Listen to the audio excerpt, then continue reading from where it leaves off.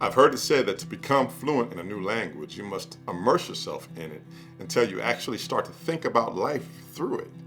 Becoming fluent in the gospel happens the same way. After believing it, we have to intentionally rehearse it to ourselves and to others and immerse ourselves in its truths. Enter gospel conversations. Now, I suppose that there are many ways one could define a gospel conversation. I'd like to offer my definition. A gospel conversation is an intentional conversation that passionately and urgently shares the good news of what God has done through his Son, Jesus Christ, applied to the hearer's life with the prayerful hope that they will respond to that truth with faith. So what has God done? He has created the world and everything in it, including us. In spite of his evident goodness and power, humanity has rebelled and chosen our own way. We continue to do so again and again and again. Humanity is corrupted and fallen because of sin. Knowing full well the humble state of our condition, God sent his Son, Jesus Christ, God incarnate, to live the perfect life that we couldn't live, so he could die the death that we deserve and conquer sin and death for all time. He has redeemed us from the penalty we deserve and offers this redemption to all who will acknowledge their sin, turn from it, and believe that he is Lord and has raised from the dead in total victory over sin and death. But that's not the end of the story. He's on the way back.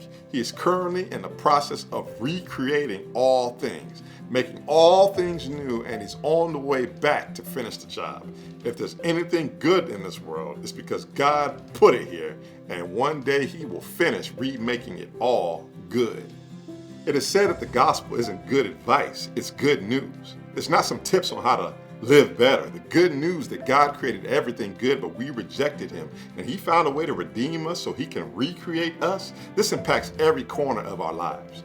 When I think about a gospel conversation, I think about any conversation where you're intentionally trying to bring to bear on a person's life any of these 4 chapters of the gospel: creation, corruption, Jesus, recreation, to try to help them see the goodness and the fullness of the gospel, so you can get to a place of asking for a verdict to the most important question: what will you do with Jesus Christ?